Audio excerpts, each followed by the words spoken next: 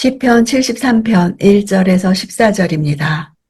하나님은 진정 이스라엘에게 선하시고 마음이 깨끗한 사람에게 선하신 분이시지만 시편의 구성은 150편까지 총 5권으로 나누어져 있습니다.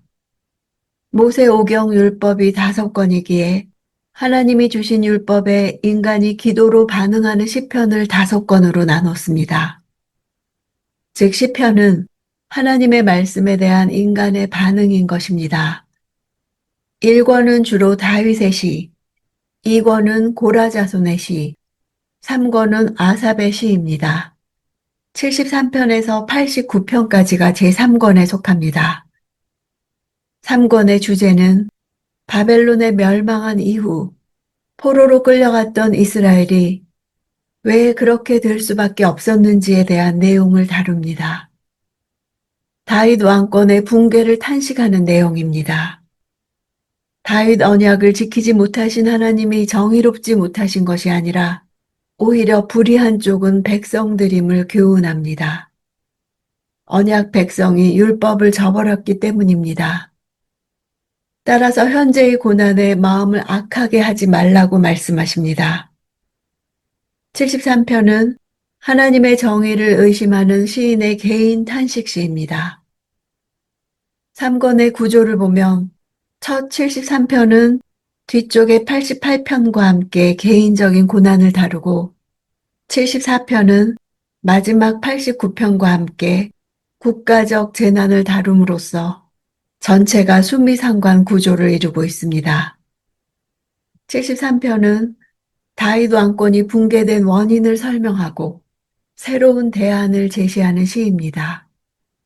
아삽의 시는 시편 전체에서 12편입니다. 73편은 탄식시와 지혜시가 혼합된 시입니다. 선을 행하시는 하나님과 악인의 형통 사이에서 마음의 고통을 억제하지 않고 쏟아내는 시인의 흔들림과 내적 투쟁을 그대로 표현했습니다. 재난 같은 날을 맞이하며 악인의 평안을 질투하는 마음을 감추지 않으며 이해할 수 없는 현실을 폭로하듯 쏟아냅니다. 73편에서 하나님의 이름은 4가지 종류로 불립니다. 서두에서는 주로 엘로힘과 같이 일반적인 하나님의 이름이 사용됩니다. 하지만 후반부로 가면서 주라는 뜻의 아도나이가 하나님의 이름으로 불립니다. 이런 변화는 시인이 깨달음을 얻고 나서 하나님에 대한 지식이 더욱 깊어졌음을 의도적으로 보여주기 위한 것입니다. 하나님은 선하시고 마음이 깨끗한 사람에게 선하신 분이라는 고백은 신앙의 근본이 담겨 있는 신앙의 명제입니다. 시인은 이스라엘 공동체를 개인과 동일시하며 개인의 운명을 나라의 운명과 일치시켜 공동체적 의미로 확장했습니다. 2절, 나로 말하자면 발이 걸려 하마터면 미끄러질 뻔했습니다. 자신이 배운 신앙적 가르침과 너무 다른 현실을 목격한 시인은 미끄러질 뻔했습니다. 하나님을 향한 확신에 흔들림이 일어난 것입니다. 악인들이 성공하고 있었고 평안한 세상을 보고 그가 마땅히 서 있어야 할 자리에서 미끄러져 하나님의 약속을 의심하는 자리로 가는 것을 느꼈습니다. 이는 이스라엘과 마음이 깨끗한 자에게 선하신 하나님에 대한 믿음에 위배되는 현상을 보았기 때문입니다. 3절, 내가 악인들이 잘 되는 것을 보고 그 어리석은 사람들을 부러워했기 때문입니다. 부러워했다는 단어는 마음속에서 끓어오르는 열망, 간절히 하고 싶은 마음이 내재된 말입니다. 악인들의 평안을 보며 내면에 솟구치는 열망에 시인이 고통스러웠음을 표현했습니다. 4절, 그들은 아무 문제도 없고 도무지 힘을 잃지 않습니다. 힘을 잃지 않는다는 표현에는 몸에 기름기가 많다는 문자적인 의미에 약간의 조롱이 포함되어 있습니다. 그러나 주로 짐승에게 쓰는 표현이고 먹거리가 풍족하지 않은 고대 사회에서는 풍요의 상징으로 여겨지기도 했습니다. 이스라엘 사람들에게 있어 이처럼 아무 문제도 없고 힘을 잃지 않는 삶은 하나님의 축복의 외적 징표로 여겨졌습니다. 7절. 번들거리는 눈빛으로 뻐기면서 다니고 그 마음속 생각은 방탕하기 이를 데 없습니다. 원문을 직역하면 그들의 눈은 살이 비대해 삐져나왔으며 그들의 마음은 망상들로 넘친다. 눈이 제 기능을 못하는 상태를 지방질로 비대해졌다고 묘사합니다. 이는 풍요로 인해 눈이 어두워진 악인들이 현실을 바로 보지 못하고 오히려 내적으로는 방탕하기까지 한 것입니다. 8절. 그들이 갈 때까지 다가서 악의 참말을 하고 들어줄 수 없는 오만한 말을 입에 담습니다. 악인들이 높은 자리에 앉아 폭력적인 언사를 쏟아내는 모습을 표현한 것입니다. 반사회적인 망상을 일삼는다는 뜻입니다. 심지어 그들은 자기들이 가진 힘을 믿고 오만방자한 막말을 거침없이 쏟아냅니다. 자기 지위를 이용해 사람을 억압하고 탄압하는 일에 권력을 남용하고 있습니다. 9절. 입으로는 하늘을 대적하고 혀로는 안 가본 땅이 없습니다. 악인들의 말이 하늘과 땅을 막론하고 도처로 퍼져나가는 모습을 묘사합니다.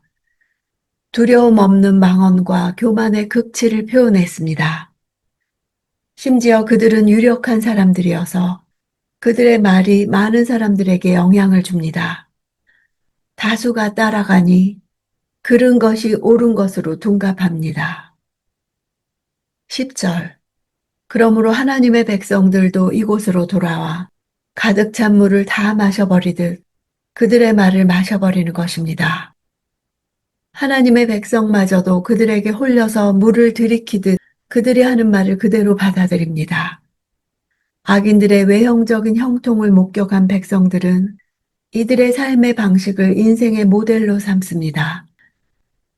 이들을 추종하는 하나님의 백성들이 악에 목마른 듯 악한 자의 말을 비판 없이 적극적으로 받아들이는 것을 묘사합니다. 11절.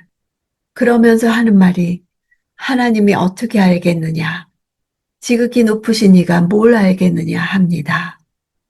이 문장의 주어는 하나님의 백성들입니다. 악인들의 말을 받아들인 하나님의 백성들이 하나님을 모독하는 데까지 나아갔음을 나타냅니다. 그들은 실제적 무신론자로서 하나님의 절대 주권과 통치하심을 부정하는 것입니다. 하나님이 인간의 일상에 전혀 관심을 두지 않은 채로 이 땅에서 멀리 떨어진 곳에 머물고 있는 존재일 뿐이라고 여깁니다. 13절. 내가 내 마음을 정결하게 지키고 내가 손을 씻어 죄 없이 한 것이 헛일이었던가. 1절에서 하나님은 참으로 선하시다라고 고백했던 시인이 이제 참으로 헛되다라고 말합니다. 자기 삶을 돌아보며 탄식합니다. 이 시편에는 마음이란 단어가 6차례 반복할 정도로 시인의 내적 상태와 성찰을 중시합니다.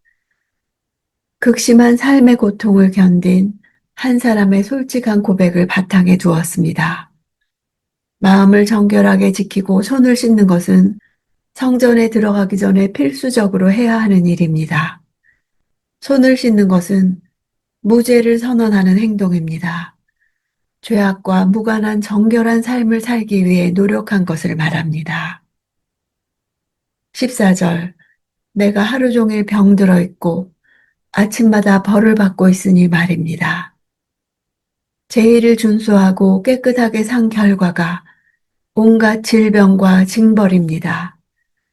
징벌을 당해야 할 악인들은 평안한 반면 하나님의 축복 속에 거해야 한다고 생각했던 자신은 하나님의 징벌을 받는 듯한 모순된 상황을 묘사하고 있습니다. 하나님은 마음이 정결한 자에게 선을 베푸시는 분이라는 것이 변함없는 진리입니다. 하지만 눈앞에 전개되는 현실이 그와 정반대가 되자 시인은 넘어질 뻔했습니다. 악인의 형통을 보고 정결하게 사는 것이 헛된 일이었나 생각합니다. 교만과 폭력이 일상이 된 악인에게 찾아온 것은 심판이 아니라 거칠 것 없는 번영이었습니다. 하늘이든 땅이든 교만한 말을 막을 수 없다고 맘대로 말해도 후환이 없습니다. 하나님이 계시다면 그럴 수 없다고 생각했습니다. 하지만 이것이 이야기의 끝은 아닙니다. 오만하고 부패한 권력에 대한 심판은 아직 시행되지 않았습니다. 아직 하나님이 하실 말씀이 남아 있습니다. 주의 처분을 기다립니다.